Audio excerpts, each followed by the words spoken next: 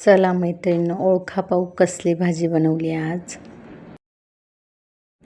खूप सिंपल अशी भाजी आहे, पण खायला टेस्टी लागते. ती म्हणजे तोंडली.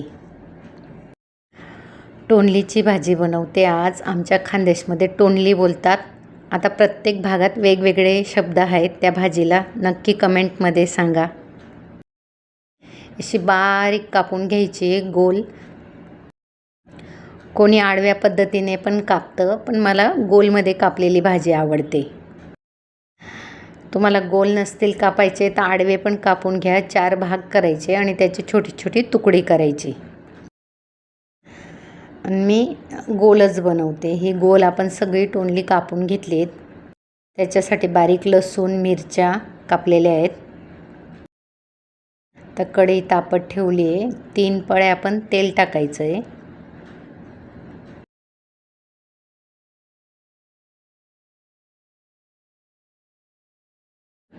तेल तापलं का आपला कढीपत्ता आणि जिऱ्याची फोडणी टाकायची. आपण भरपूर असं जिरं टाकायचं आहे. ह्या भाजीसाठी खूप वाटण वगैरे मसाले असे काही गोष्टींची गरज नाही आहे. आता आपण हा बारीक लसूण कापलेला आहे, तो लसूण टाकायचा आहे. त्याच्यात हिरव्या मिरच्या टाकायच्या आहेत. हिरव्या मिरच्या मी लांब याच्यासाठी कापते, कारण की आपल्याला भाजीतनं तिखट झाली तरी पटकन आपल्याला काढता येतात. जर मिरचीचे छोटे पीस केले तर आपण काढू शकत नाही. लांब असतील तर आपल्याला मिरचीचे पीस काढता येतात भाजीमधनं. 1 चम्मच हळद टाकली आहे आणि चवीप्रमाणे मीठ टाकायचं आहे. सकाळी डब्यासाठी रात्रीच जर तुम्ही तोंडली कापून ठेवली, मिरच्या, लसूण, तर सकाळी फक्त तोंडली शिजायला 15 ते 20 मिनटं लागतात. झटपट अशी टिफिनला भाजी होऊ शकते जर रात्री प्रिपरेशन केलं असेल तर.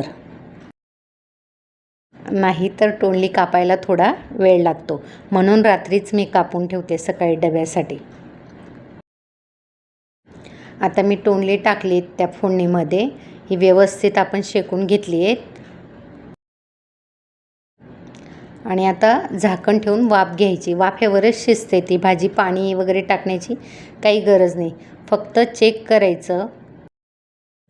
वाफ घेतली, मंद आचेवरच ठेवायचं. वाफ घेतली का वाफ काढून एकदा आपण चाळून असं चेक करत राहायचं.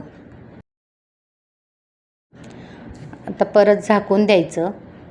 परत वाफ घ्यायची. आता परत चेक करायचं वाफ घेऊन.